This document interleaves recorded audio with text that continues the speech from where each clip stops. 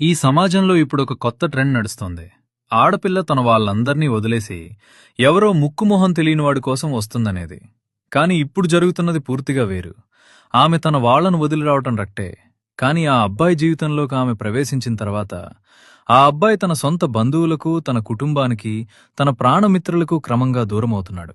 విచిత్రం ఏంటంటే ఆ అమ్మాయి మాత్రం తన తల్లిదండ్రులకు, తన అక్కచెల్లెళ్లకు మునుపటి కంటే ఇంకా ఎక్కువ దగ్గరవుతుంది. చివరకు మనవడు, మనవరాలు కూడా నానమ్మకు దూరమవుతూ అమ్మమ్మకు దగ్గరవుతున్నారు. మన రక్తం పంచుకున్న బంధువులు మనకు దూరమైపోతుంటే ఆమె తరపు దూరపు బంధువులు మనకు అత్యంత ఆప్తులవుతున్నారు.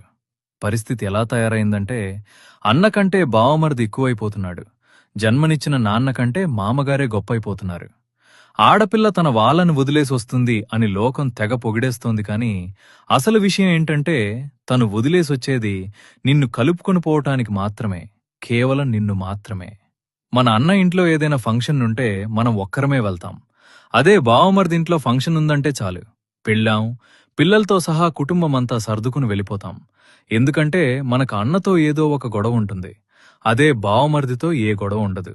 నీకు నీ బావమరిదికి మధ్య ఉన్నది కేవలం చుక్కముక్క రిలేషన్ మాత్రమే.